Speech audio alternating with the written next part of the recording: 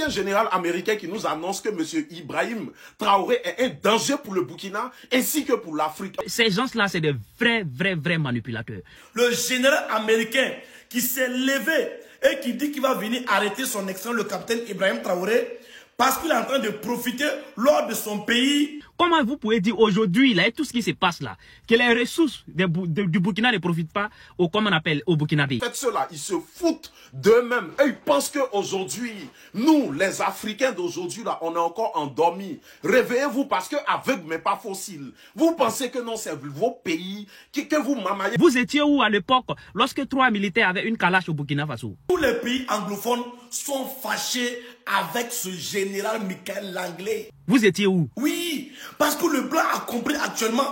Le blanc a compris depuis fort longtemps qu'il faut utiliser un noir pour déstabiliser un noir. Vous étiez où lorsque au Niger, un pays exportateur de, comment on appelle, l'uranium, n'a pas d'électricité? Vous étiez où? Félicitations à Yabré, en tout cas, il est l'homme du jour, l'héros du peuple. Dans un contexte de tension extrême, alors que des forces obscures tentaient une nouvelle attaque de plonger le Burkina Faso dans le chaos, le commandement Oumarou Yabré a frappé fort. C'est avec une main de fer et une détermination totale, il a déjoué un coup d'état en préparation depuis un certain moment. Pas d'hésitation, pas de recul. Ainsi que sans crainte, Yabré a écrasé la menace avant même qu'elle n'ose respirer. Et aujourd'hui, le peuple burkinabé peut dormir tranquille. Ce n'est pas des complots, des manipulations ou des tentatives d'infiltration qui vont faire peur à qui que ce soit. Cette fois-ci, c'est une véritable claque pour les conspirateurs. Ceux qui pensaient déstabiliser le pouvoir par des manœuvres de l'ombre se sont heurtés à une muraille infranchissable. La vigilance d'une armée nouvelle génération formée, renforcée et totalement loyale. Le Burkina Faso prouve encore une fois qu'il est imprenable. Avec des hommes comme Yabré, la trahison n'a aucune chance. Les éléments perturbateurs, qu'ils soient locaux ou pilotés de l'extérieur, se retrouvent impuissantes face à une machine sécuritaire implacable du capitaine Ibrahim Traoré. Ainsi, chaque tentative est désormais anticipée même avant qu'il ne puisse voir le jour. Chaque plan est écrasé avant même de démarrer. Par le peuple lui-même, il a tout compris. Le changement est réel. Les ennemis du progrès sont humiliés et ce coup d'état manqué est une démonstration. La trahison burkinabé n'est pas une coquille vide. Elle est bien réelle et il faut avoir toutes les puissances nécessaires pour pouvoir y faire face.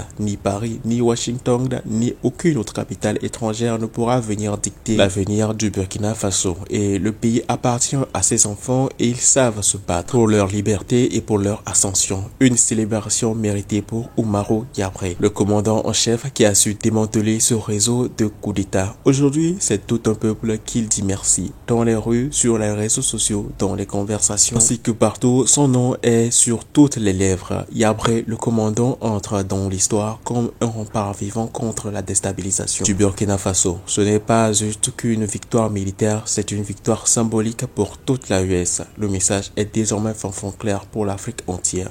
Dans toute la US, on a bien compris que l'ère des coups d'état téléguidés est terminée. Le peuple veille, les armées patriotiques montent en puissance, l'Afrique souveraine avance et aucun autre obstacle ne pourra stopper cette marche historique vers l'indépendance totale. Et tout ceci, ce n'est que le début du commencement. Car après cette victoire, les efforts vont redoubler. Plus de formation, plus de vigilance, plus de sécurité, la contre-offensive est déjà en marche. Pour chaque menace, une réponse plus forte se fera ressentir. Pour chaque trahison, une sanction exemplaire aussi se fera ressentir. Le Burkina Faso montre la voie aux autres pays qui veulent aussi suivre ce chemin et ainsi pour chaque trahison, il y aura des sanctions bien définies. Et le commandant Oumarou Yabré en est l'un des nouveaux symboles. Alors mettons tous nos avis et nos félicitations à ce commandant dans nos commentaires et surtout on se dit à la prochaine pour la prochaine vidéo. Qui va déstabiliser le Burkina Faso?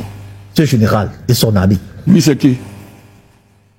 C'est qui? Parce que le général américain c'est qui? Vous voyez qu'il a mesure de déstabiliser le Burkina Faso. Avant lui, ceux qui ont essayé sont où? Le vaurien de l'élite ne fait que ça depuis qu'il est là-bas. Il est à quel niveau? Ne donnez pas d'importance à des... Vous croyez qu'être américain c'est quoi sur cette terre? C'est quoi? C'est quoi l'Amérique? C'est quoi? C'est une nation comme les autres. Et il n'y a pas de différence devant Dieu entre les nations. Sauf si on est aliéné par les histoires qu'on vous raconte au Moyen-Orient. J'ai suivi ça. Mais j'ai demandé à ceux qui m'ont posé des questions d'être vigilants et d'éviter de taper sur un négrillon de service qu'on nous a présenté. alors qu'on a bombardé des généraux, mais ça ne veut rien dire, puisque l'État profond s'en fout des généraux. C'est eux qui nomment les généraux. Vous connaissez l'histoire de Colin Powell? Colin Powell. Oui, Colin Powell. C'était un négro comme toi, sauf que bon, il était un peu plus basané que celui qui est là. C'est ce qu'on dit, non, professeur Bellec? Ça, j'ai mal parlé, basané? Un peu plus clair. Voilà, il était plus clair. Donc, ça, on l'avait chargé de faire le sale boulot, puisqu'on charge toujours les Noirs de faire le sale boulot. Il a nous raconté comment l'Irak avait les armes de destruction massive. Il est venu avec un tube, comme ça. Mais à la fin de sa vie, qu'est-ce qu'il a dit? Il a demandé pardon. Bon, on peut le pardonner ou pas, mais il a demandé pardon avant sa mort. Donc, on a le choix entre s'en prendre à ce négrion de service ou s'attaquer au vrai patron. Le vrai patron, c'est l'État profond qu'il a nommé. Joe Biden. On connaît les projets de l'État profond américain pour l'Afrique. Donc, quand quelqu'un est audité devant le Sénat est censé représenter le peuple américain. Il répond à une politique que ses patrons lui ont imposée. En général, ce n'est qu'un exécutant. Tout à fait. Donc, ses patrons lui ont... Il exécute une politique qui est la politique américaine sous la présidence Biden, symbole incarnant l'État profond américain. Ça fait de l'Amérique un État barbare, sauvage, qui considère que la planète Terre est un territoire américain. Ça, c'est pas écrit, mais c'est comme ça qu'ils pensent ça. Ils ont découpé la Terre en régions militaires. C'est ça, Africom, c'est ça, Eurocom, tout ce que vous voulez. C'est pas, en régions militaires. En supposant que tout dirigeant qui ne s'inscrit pas dans leur plan est un ennemi, on va chercher des pouces sur sa tête. Quand ça n'existe pas, on va inventer. Quand ça n'existe pas, on dit à un général de raconter ces histoires-là que bon, M. Traoré travaille pour lui-même, il faut donc le renverser. C'est-à-dire, ça ne mérite même pas un commentaire. On est dans le clan, dans le cadre du terrorisme d'État américain. C'est un État terroriste. L'Amérique, c'est un État terroriste. C'est un État barbare, sauvage, terroriste. C'est toute l'histoire des États-Unis. Trump n'y changera rien. Du moins, il lui faut du temps s'il veut changer quelque chose. Il n'y changera rien. Mon soutien à Trump ne veut pas dire que je ne connais pas ce que c'est que l'Amérique.